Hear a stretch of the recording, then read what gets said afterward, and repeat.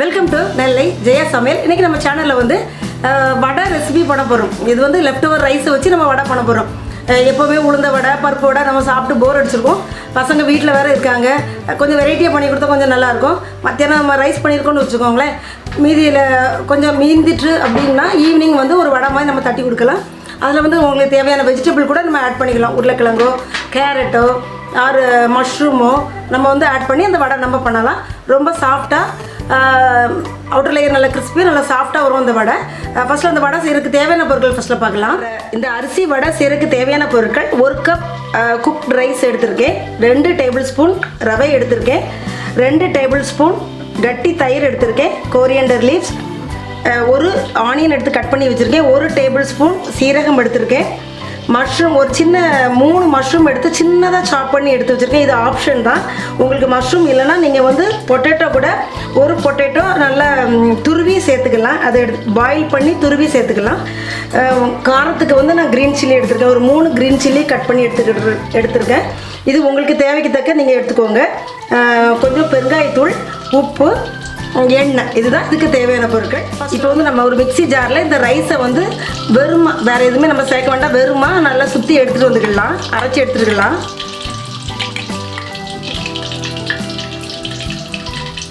ஒரு மிக்சி ஜாரில் வந்து அந்த ரைஸை நான் சேர்த்துட்டேன். இதை வந்து நல்லா நம்ம அரைச்சி எடுத்துகிட்டு வந்துடலாம் ஃபஸ்ட்டில் மிக்சியில்.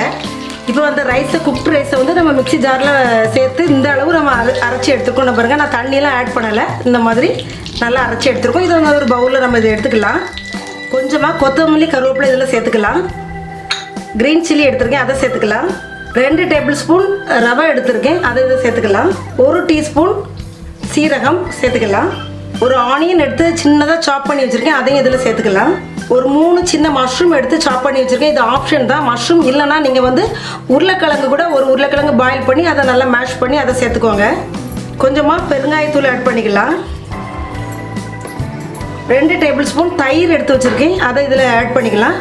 இதை நம்ம மிக்ஸ் பண்ணி பார்த்துட்டு ரொம்ப கட்டியாக இருந்தால் இன்னும் 1 டேபிள் ஸ்பூன் தயிர் நம்ம அதில் ஆட் பண்ணிக்கலாம். இதுக்கு தேவையான அளவு உப்பு ஆட் பண்ணிக்கலாம். ஆட் பண்ணிவிட்டு இதை நல்லா கலந்து இந்த மாதிரி நல்லா மிக்ஸ் பண்ணி விட்டுக்குவோம்.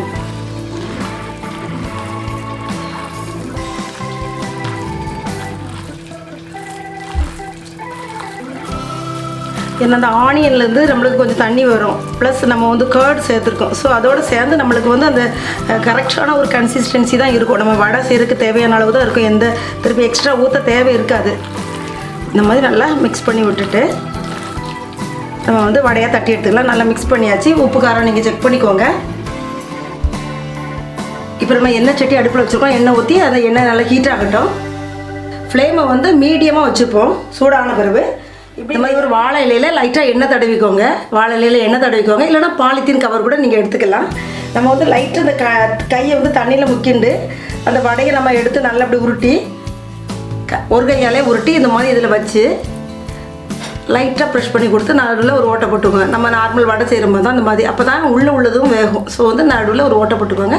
அப்படியே நம்ம வந்து எண்ணெயில் போட்டுற வேண்டியதான்.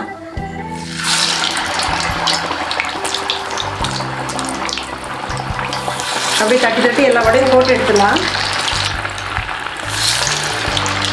ஈவனாக எல்லா வடையும் நம்ம போட்டு எடுத்துகிட்டு 2 பக்கமும் நம்ம வந்து பரட்டி போட்டு எடுக்கணும். ரொம்ப கிறிஸ்பியாக இருக்கும். நம்ம வந்து இந்த ரைஸில் பண்ண வடைனே சொல்ல மாட்டாங்க, அந்தளவு கிறிஸ்பியாக நல்லா டேஸ்ட்டாக இருக்கும். இதுக்கு வந்து நம்ம சைடாக வந்து டொமேட்டோ கெச்சப் வச்சு சாப்பிட்லாம், இல்லைன்னா வந்து நம்ம நார்மல் சட்னி, கோகோனட் சட்னியோ க்ரீன் சட்னியோ வச்சு கூட இந்த வடையை சாப்பிட்லாம். சாயங்கால நேரம் பசங்க இப்போல்லாம் வீட்டில் இருக்காங்க, பேரண்ட்ஸ் வந்து ரொம்ப தொல்லை பண்ணுவாங்க, எதாவது வாங்கித்தாங்கன்னு. ரொம்ப பிஸ்கெட் இந்த மாதிரி ஸ்நாக் ஐட்டம் நிறைய கொடுக்குறதோட இது ஹோம்மேடாக பண்ணி நீங்கள் கொடுத்தா பசங்களுக்கு ரொம்ப ஹெல்த்தியாக இருக்கும். ஸோ இதில் வந்து நம்ம வந்து மஷ்ரூம் ஆட் பண்ணுறோம், கேரட் ஆட் பண்ணிக்கலாம். அந்த மாதிரி ஏதாவது வெஜிடபிள் நம்மகிட்ட இருந்தால் அதை ஆட் பண்ணி நம்ம கொடுக்கும்போது பசங்களுக்கு கொஞ்சம் ஹெல்த்தியான வெஜிடபிளும் உடம்புல சேருது.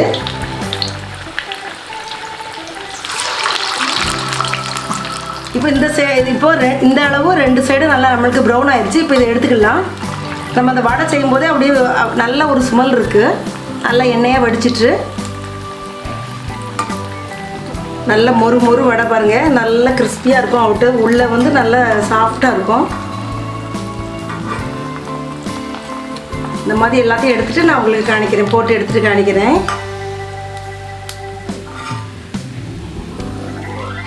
இப்பொழுது சுவையான லெஃப்ட் ஓவர் ரைஸ் வடை ரெடி ஆயிடுச்சு. நல்லா உள்ளே சாஃப்டாக இருக்குது, வெளியே நல்லா கிறிஸ்பியாக இருக்குது பாருங்கள்.